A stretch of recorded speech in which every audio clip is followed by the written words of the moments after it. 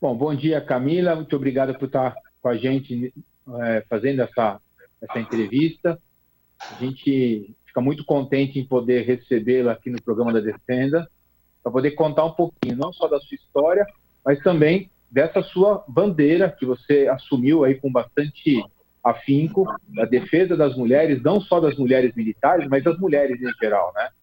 Então, eu queria que você começasse falando um pouquinho para nós sobre a sua trajetória, como você decidiu entrar no Corpo de Bombeiros, onde você fez a sua formação.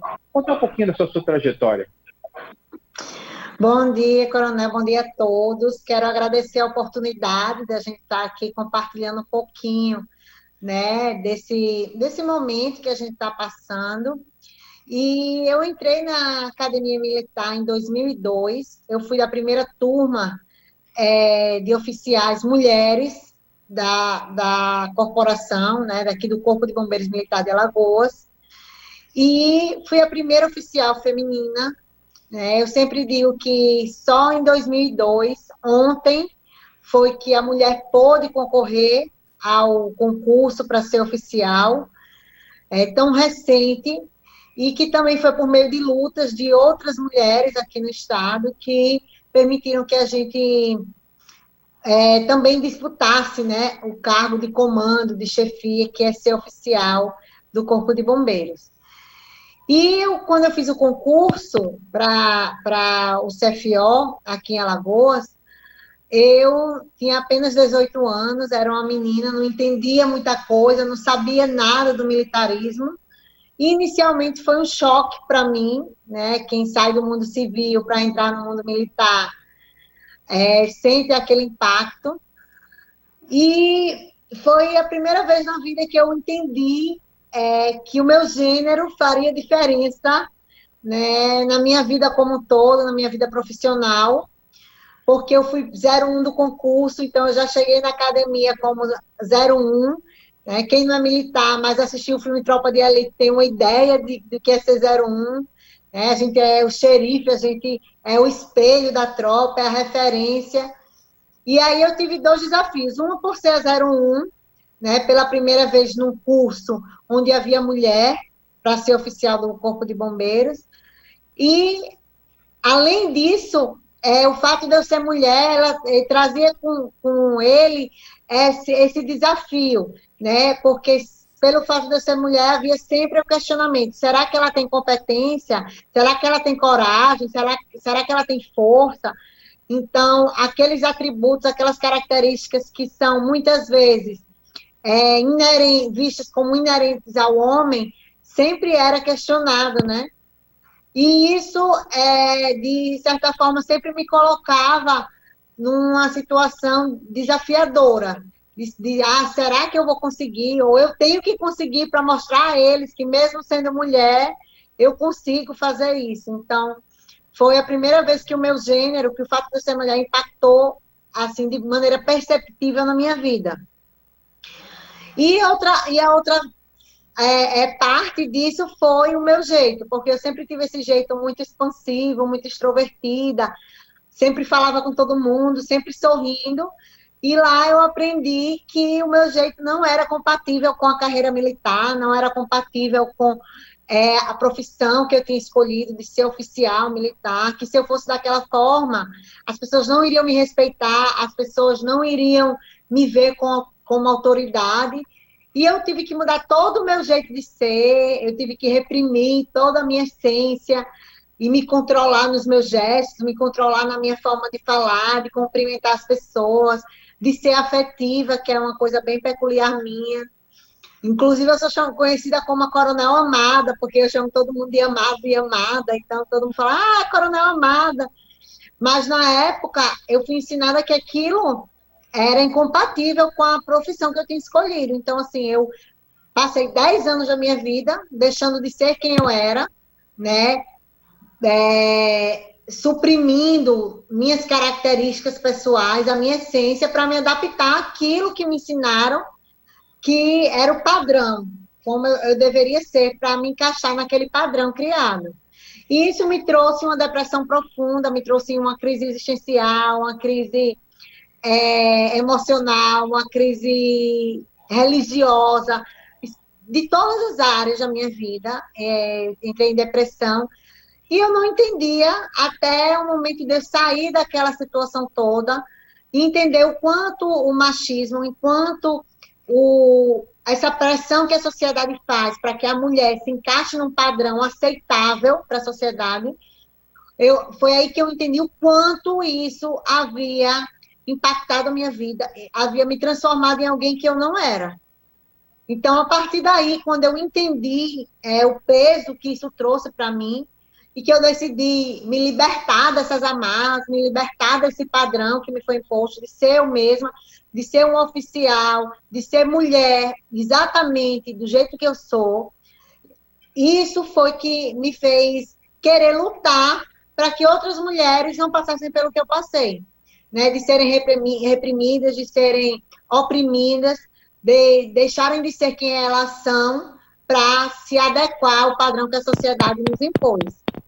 Então, foi isso. Teve um momento agora, recente, já como tenente-coronel, que você teve que fazer uma intervenção muito forte em relação a alguns áudios que circularam nas redes sociais. Exato. Esse ponto é um ponto assim que pode ser colocado como sendo um dos grandes momentos desse movimento que você está propondo hoje? Isso.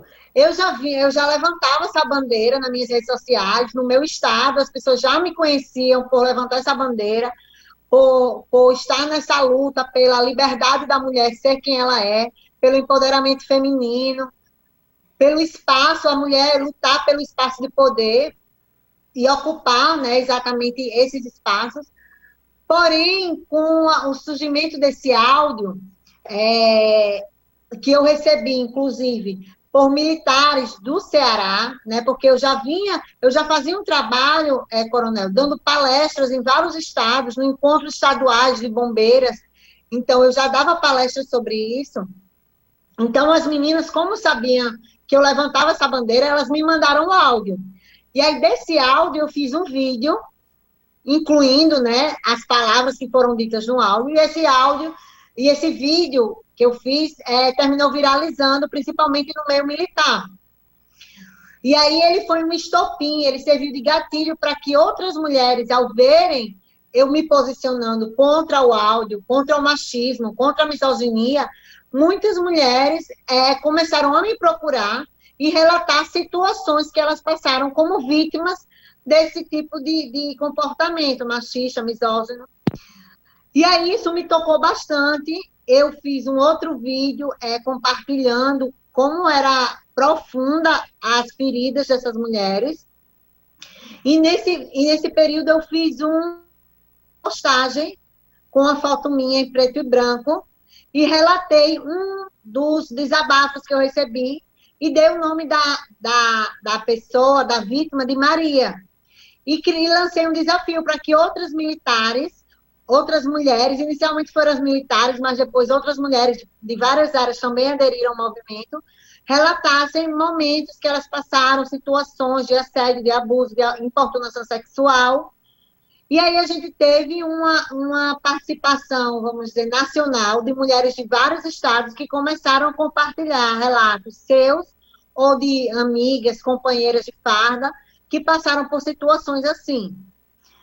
E aí, nesse meio aí todo, eu recebi prints em que eu também fui vítima, né, de uma situação de ofensa, de crime contra a minha honra, simplesmente porque eu apareci num vídeo de biquíni.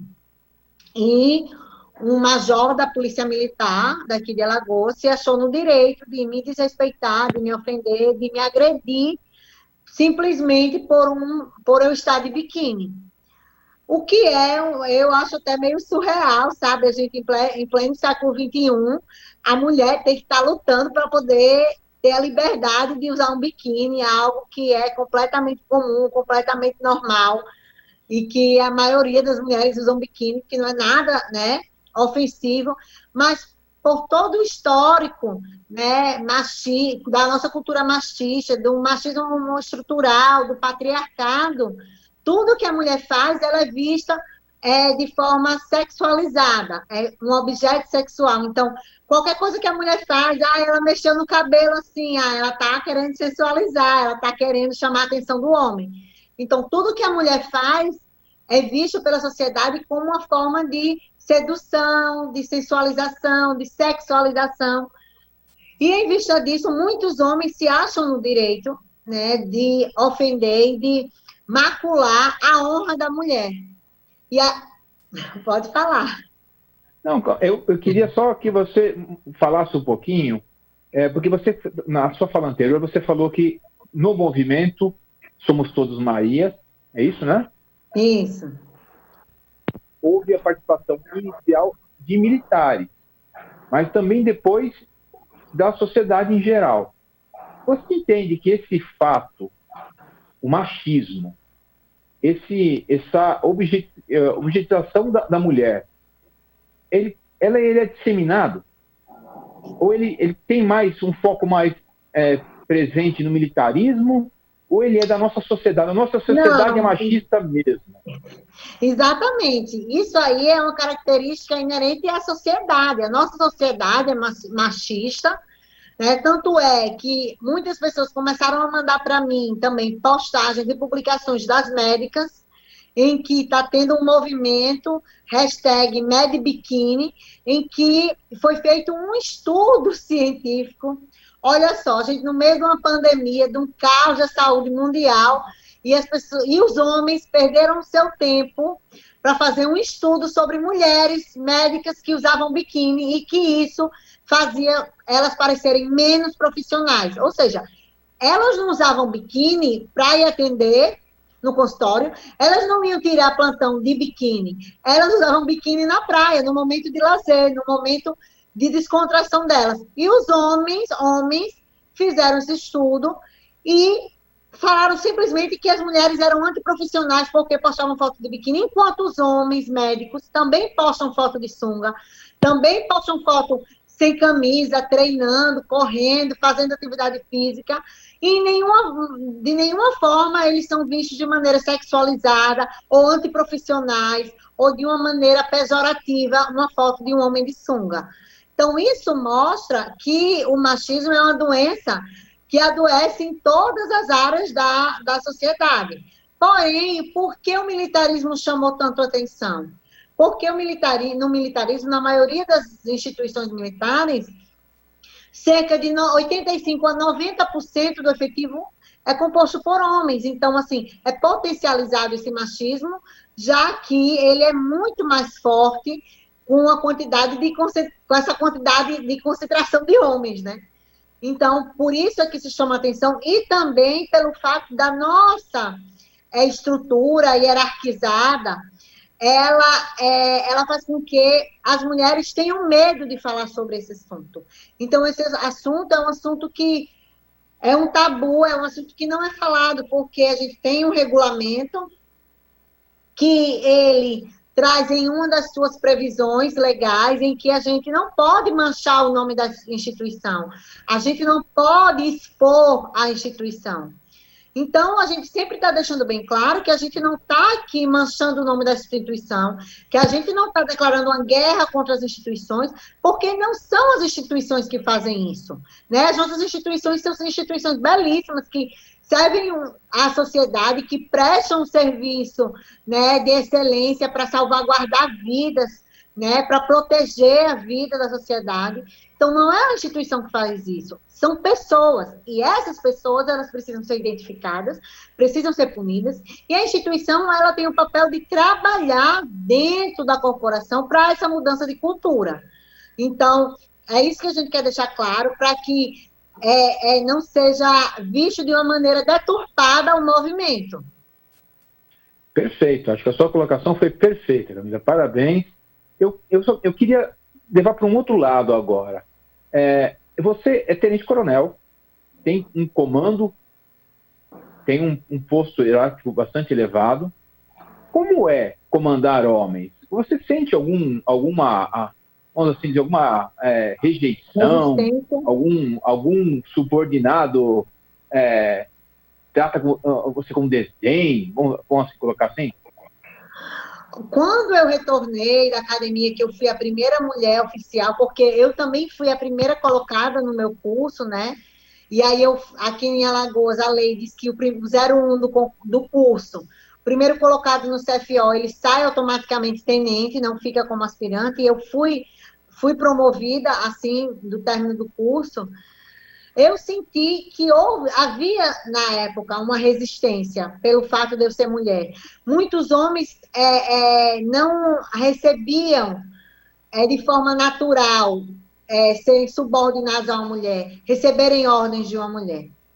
Porém, durante a minha carreira, né, eu fui a primeira mulher a fazer um curso de mergulho, a primeira mulher mergulhadora da corporação, fiz vários cursos operacionais, fui a primeira mulher a comandar uma unidade operacional aqui no meu estado, fui a primeira mulher a ser presidente de uma associação militar mista. Então, eu tenho um histórico já de luta, né? A gente já vem nessa militância pela categoria, pela nossa tropa, já há alguns anos. Então, todo o nosso trabalho, a nossa carreira, ela é vista hoje, né, com respeito, com admiração.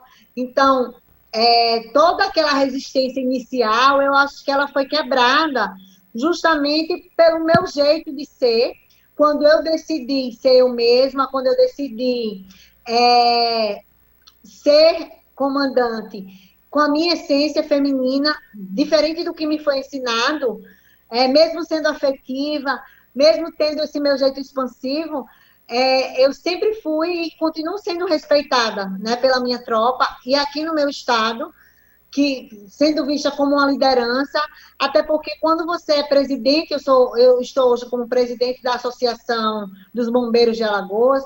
Então, quando você é colocada como a presidente da associação mista, onde você representa ali homens e mulheres, é porque aqueles homens e aquelas mulheres acreditam, né, em você como uma representante, como alguém que possa ser a voz deles. Então, acho que isso também foi resultado do nosso trabalho, da nossa carreira, sempre dedicada à melhoria da nossa corporação.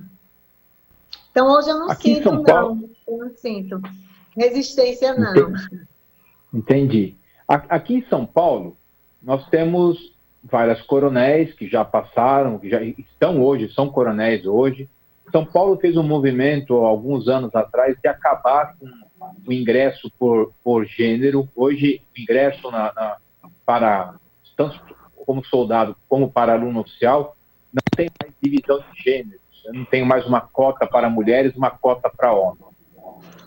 Eu desconheço no Brasil como que está hoje. Deve ter talvez alguns estados ainda tenham alguns estados ainda, na Bahia e vários estados ainda tem. A Bahia são 5% só de mulheres. É muito pouco. Tem muitos estados ainda que existe a cota, né, máxima para o ingresso de mulheres. Aqui em Alagoas também é livre concorrência. Em Roraima, eu sei que também é limitado, não existe uma cota máxima para mulheres. Então, ainda existe um caminho longo, Coronel, para uma luta de equidade, para que a gente tenha realmente a equidade, ainda existe um caminho longo a ser percorrido. Nós tivemos uma coronel, comandante-geral do Distrito Federal, né, recentemente, que, pela minha lembrança, foi a única que assumiu como comandante-geral. Tivemos algumas subcomandantes, ou chefe de Estado-Maior, mas como comandante-geral, acho que foi a única, né? A gente teve no Paraná, né, a Coronel Verdade, no Paraná. Isso. Eu tive lá no Paraná, inclusive, para palestrar no encontro das bombeiras lá. Lá no Paraná é o único, além de São Paulo, é a única corporação ainda que o bombeiro pertence, né, à Polícia Militar. E a gente foi lá para palestrar no evento, no Encontro Nacional de Bombeiros, e à época a Coronel Dilene era também a comandante-geral lá da Polícia Militar e, consequentemente, do Corpo de Bombeiros também. Mas são fatos bem isolados, realmente. Eu particularmente, passei para a atividade aqui em São Paulo em 2017 e eu tinha cravado com alguns amigos que eu seria comandado, provavelmente na ativa, por uma coronel. que existiam coronéis mais antigas que eu, de promoção, e eu apostava que uma delas seria comandante-geral. Não foram. Aqui nós tivemos uma chefe da Casa Militar, mas não tivemos uma comandante-geral ainda. São Paulo está um pouquinho atrasado, eu acho, nesse quesito. Aqui, para o senhor ter ideia, aqui em Alagoas, tem mais de 30 anos que a mulher ingressou na Polícia Militar, né? No Bombeiro, fui a primeira oficial, mas lá na Polícia já tem mais de 30 anos.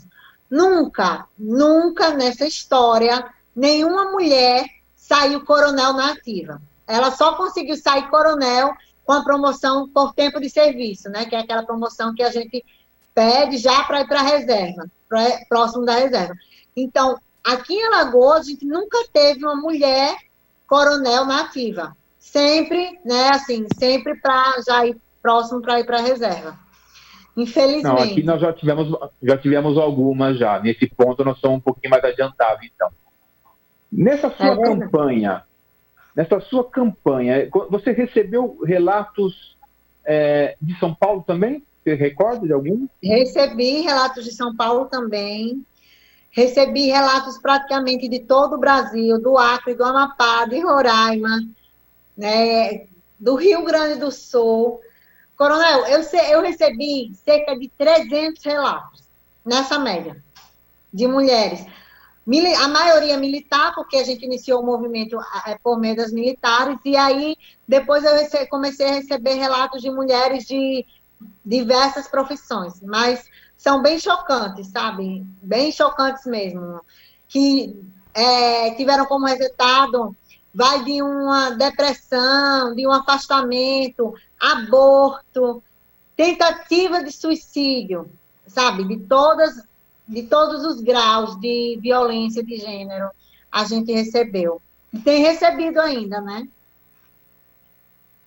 Olha, a gente está chegando já no finalzinho do tempo de entrevista. Eu queria que você tentasse, em 1 minuto, 2 minutinhos no máximo, sintetizar o sentimento de uma mulher que é vítima desse tipo de discriminação profissionalmente, pessoalmente, para que o homem que está nos assistindo pense 1 milhão de vezes antes de fazer tomar uma atitude contra uma mulher. Bem, coronel, infelizmente, a nossa conjuntura política, ela traz uma certa dificuldade da gente tocar em assuntos como esse que está sendo levantado, né? Porque hoje criou-se uma campanha contra o politicamente correto, que tudo é mimimi, e o que eu tenho para falar é que as pessoas tenham empatia, que elas se coloquem no lugar da outra pessoa. Talvez para a gente, ou para aquele que está cometendo, não seja nada demais. Mas se coloca no lugar, coloca sua filha, coloca sua esposa, está passando por um constrangimento, está passando por uma situação vexatória, está sendo exposta, está sendo humilhada, porque esse é o sentimento da mulher que passa por isso, né? É de se sentir humilhada, de se sentir diminuída, é a vergonha, é a culpa, que a mulher não tem culpa, mas a sociedade já impõe isso, que você deu ousadia, você estava com a roupa muito apertada, você deu um sorriso sensual. Então, por esse próprio machismo que a sociedade vive e que impõe à mulher essa sexualização, essa objetificação, então a mulher se sente com medo, se sente envergonhada, se sente culpada, e que a gente pense que isso daí pode trazer efeitos psicológicos, né, emocionais na mulher. E o mais terrível, que é você conseguir tirar o brilho nos olhos, né, daquela profissional, porque a gente sabe o que a gente luta para fazer um concurso, para entrar na corporação, para salvar vidas, e de repente você vê o seu sonho virar um pesadelo. Então, é isso que eu penso, é isso que eu peço para os homens, que eles reflitam e repensem antes de tomar qualquer atitude nesse sentido.